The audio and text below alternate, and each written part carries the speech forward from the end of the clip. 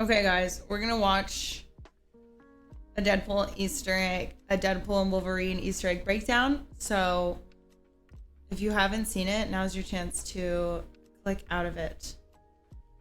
Oh god, there's so many Easter eggs. All these videos are like an hour long. Small details you missed in Deadpool and Wolverine. Never coming back? Alright. Okay, spoiler alert. We're gonna click on it now. Don't make reverse comments.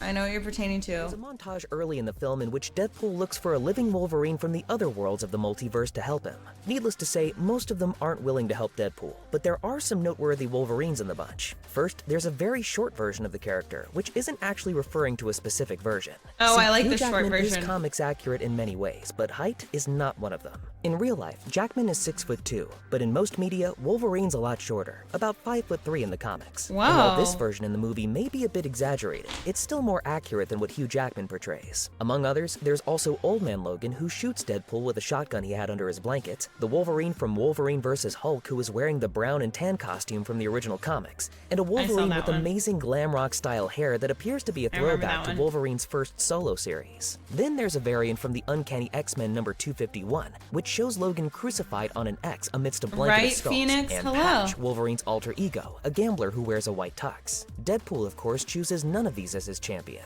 Instead, he goes with the version who let down his world and likes to drink a lot. Seems about right. Whiskey with the claws. It's quite common in Wolverines over 40.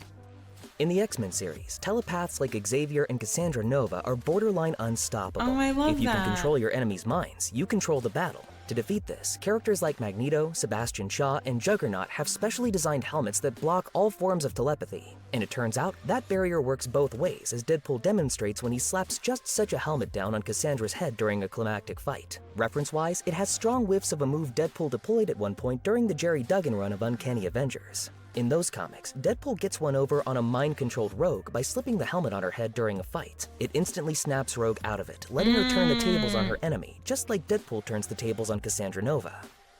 Cassandra has been in the Void since her birth. She thinks of it as her home and doesn't like to leave. But that doesn't mean she begrudges other people the opportunity. In fact, she allows Deadpool and Wolverine to leave after they defeat her, but let her live. And she does it with a sling ring. What's the thing on his hand?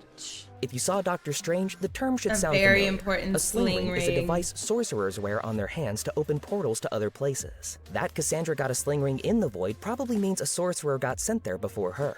Whoever that sorcerer was, they must not have been very good at their craft, But because it had Cassandra both. has the sling ring and the sorcerer no longer exists. Cassandra easily uses the sling ring And to open that- a portal to Deadpool's Gosh, world, stop which also talking. begs And the sling ring that she had on it has the time stone, and then what's the red stone? I forget. the question. Got the red How stone hard on it can as well. be to use those things? When they find themselves back in Deadpool's universe, Deadpool and Wolverine end up slamming into a store called Lifefelds Just Feet. For casual viewers, it's just another thing that gets smashed up throughout their journey. But any comic book fans in the audience know it's poking fun at Rob Liefeld, the co-creator of Deadpool, and his apparent inability to draw feet. At this point, it's pretty much a running that's joke funny. after Deadpool 2 also poked fun at Liefeld. What coked out, glass pipe sucking freak show comic book artist came up with that little chestnut? Probably a guy who can't draw feet! But the joke I never definitely noticed didn't that. start with the Deadpool movies. Though Liefeld has shown feet in his comics, he seems to avoid them a lot of the time. And it's an old joke that the guy just can't draw feet. That doesn't mean that Liefeld holds any hard feelings about it, though. In fact, Liefeld approved of the movie and enjoyed the gag as much as everyone else. He posted on X, "It's an honor to have the Liefeld name on display in a prominent manner in what will be a most significant film. Who wouldn't want this as part of their legacy?" Until True, his very death true. in 2018, I Stan have Lee seen made it. cameos in almost all the Marvel movies, including Deadpool. In the first Deadpool movie in 2016, he plays an MC at a strip club. Yeah, I And in don't the second remember Deadpool seeing movie him. in 2018, he's wasn't, depicted right? in graffiti art as dominoes flying through the air.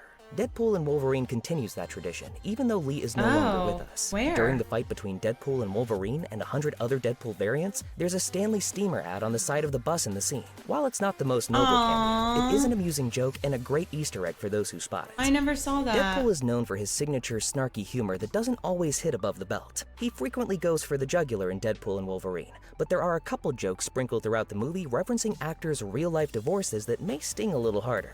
At one point, Deadpool teases about Wolverine. He's usually shirtless, but he's let himself go since the divorce. Yeah, While I do Wolverine remember has that. had plenty of lovers in Marvel Comics. This is most likely referencing Hugh Jackman actually divorcing his wife, Deborah Lee Furness, which was announced to the public in September 2023. The pair was married for 27 years, so if that's what the joke is actually hinting at, it's pretty amazing Jackman would be cool with it. Want to talk about what's haunting you, or should we wait for a third act flashback? Go yourself. The next divorce reference comes when Deadpool meets with other trashed multiversal Marvel characters, including Elektra, with Jennifer Garner reprising love the role. Mad It's brought Max up that spoof. Daredevil, who was played by Garner's ex-husband Ben Affleck in 2003's Daredevil, has since died. Deadpool offers his condolences, to which Elektra responds that it's fine. No love lost there, it would seem. Hugh Jackman and Jennifer Garner's divorces aren't the only real-world celebrity gossip Deadpool and Wolverine dabbles in. Wesley Snipes also appears as Blade, marking I a loved troubled having reunion of Cavaliers. sorts between him and Ryan Reynolds, who played Hannibal King in 2004's Blade Trinity. The story Also, I fucking loved when Blade was in it. When he popped up, I was like screaming because Blade is one of my favorite. is that Snipes was notoriously difficult to work with in Blade Trinity, and after the fact, it was rumored that Reynolds flat out refused to work with Snipes again. Clearly, that's all in the past, since the two have a few scenes together in Deadpool and Wolverine, and also poke fun at the reported contentious relationship. After some Deadpool banter, Blade states how he doesn't like the mark with Hey, the mouth, Pity Pat. to which Deadpool responds, quote, "You never did." It's a humorous way to call out the controversy, but after 20 years, maybe it's for the best that the two were able to put any animosity between them to bed. After I all, loved you that know what movie. they say. Some mother are always trying to ice skate uphill. Fans had one thing to say after seeing Lady Deadpool appear in a Deadpool and Wolverine trailer. That's definitely Blake Lively, Ryan Reynolds' he wife really? in real life. Even though Lady Deadpool never unmasks in the movie, she does get a couple of lines that are indeed said by none other than Lively. It's a fun cameo that helps turn the flick into a real family affair. However, there's a chance fans may have guessed Lively was the vivacious Deadpool variant based on a cheeky line from earlier. Nicepool tells Deadpool and Wolverine to watch out for the Deadpool Corps, especially Lady Deadpool. He even gives her some props by saying how she just had a baby and already got into such great shape. Reynolds and Lively have 4 children together total, with their most recent being little Olin, who came into the world in February 2023. 2012's The Avengers that's has one of wild. the most significant Thank you, Pity post-credit Pat, for the scenes of all sub. time with the I Thanos appreciate that. tease, and it also has one of the funniest when the Avengers are seen hanging out at a shawarma shop. You ever tried shawarma? There's a shawarma joint about 2 blocks from here. I don't know what it is, but I want to try it. Deadpool and Wolverine decides to get in on the fun by having the duo enjoy some shawarma toward the end of the film. Deadpool jokingly says how the Avengers discovered shawarma, and obviously that isn't true, but the movie did raise awareness about the Middle Eastern dish. The Avengers boosted shawarma sales in the United States, with many No restaurants and way! food carts reporting how they saw a sharp increase in people ordering the meal following the movie's release. That's it so goes to funny. show the power of a well-timed joke, and for many, the Avengers may have been the first time they had ever heard about it, hence Deadpool's riff. The credits for superhero movies tend to be exceptionally long. It takes a lot of people to get a spectacle of this magnitude off the ground, but if you stay in your seat the whole way through, you just may encounter some special dedications to those who are sadly no longer with us. Henry Delaney, the son of Rob Delaney, who Yeah, plays Peter in Deadpool sad. and Wolverine, passed away in 2018 from a brain tumor at just 2.5 guy. years old. Deadpool and Wolverine is dedicated to Henry's memory. Another dedication in the credits is for Raymond Chan, who died on April 23rd at the age of 56. He worked in various capacities for numerous film productions, including serving as the supervising art director for Marvel movies like Guardians of the Galaxy, Avengers Infinity War, and Endgame. He was a production designer for Because Deadpool I and like Wolverine, subtitles. and following his passing, Ryan Reynolds shared a statement with Deadline. He built worlds from scratch, and did so in the most collaborative and inclusive ways. Ray was peerless. There are several crowd-pleasing moments of heroes suiting up in Deadpool and Wolverine, but the only moment cooler than Hugh Jackman pulling up his cowl is the next generation of Weapon X sticking on some shades before a fight. And not just any shades, the very same sunglasses that she wore in Logan. In a movie rife with references, this is another detail that's less of a throwaway moment and one carefully placed amidst the chaos. It's a lovely little bit of care applied to Daphne Keene's character that proves just how remember important that. she was in this 24-year-old franchise, and hopefully what we could see more of in the future Guardians if of the Galaxy X-23 was ever so good. returns. All of them are so good. After seemingly My name is Lucy. God damn it. Commercials. Sorry. Do we know each other? Don't think so. I think she's me. retiring as Wolverine in 2017 after the character's death in Logan, Hugh Jackman celebrated by taking center stage in the blockbuster movie musical The Greatest Showman. Of course, Jackman decided that he wasn't actually done. And now that the Australian actor is back in Deadpool and Wolverine, his stint as P.T. Barnum is the perfect ammunition to lovingly poke fun at him. As the two mutants scuffle in a Honda, Logan ends up pressed against the radio, and when that happens, he's treated to a snippet of the opening number to the Oscar-nominated movie. This isn't the first time that a Deadpool movie has joked about musicals either. After all, Deadpool 2 features a running gag about how Do You Want to Build a Snowman from Frozen sounds suspiciously similar to Papa Can You Hear Me from Barbra Streisand's 1983 film Yentl. Do you want to build a snowman? Yes! But I can't. Some musical fans might be sad that neither Deadpool nor Wolverine sing This Is Me, but hopefully their fight scene set to You're the One That I Want from Grease makes up for it. Given that the Void is a garbage dump filled with just about anything, it acts as a resting place for both MCU and 20th Century Fox Marvel movies alike. I In love case seeing of the latter, 20th even Century the logo Fox of in the studio background. itself, It was which has so since funny. been bought by Disney, has been left to crumble and fall apart. There are also a few iconic vehicles that have made their way over.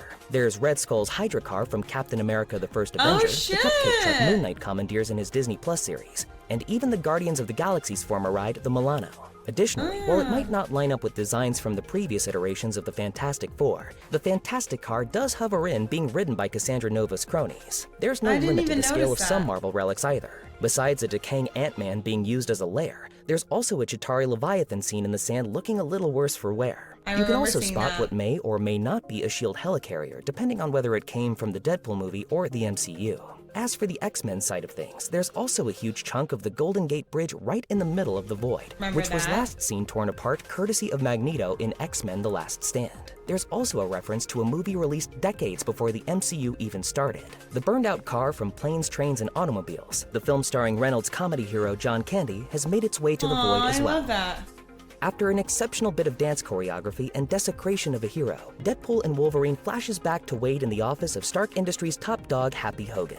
Wade is trying his best to get in with the Avengers, but he gets politely shot down by Hogan, who tells him he can't just be in it for the fancy title and needs something to fight for.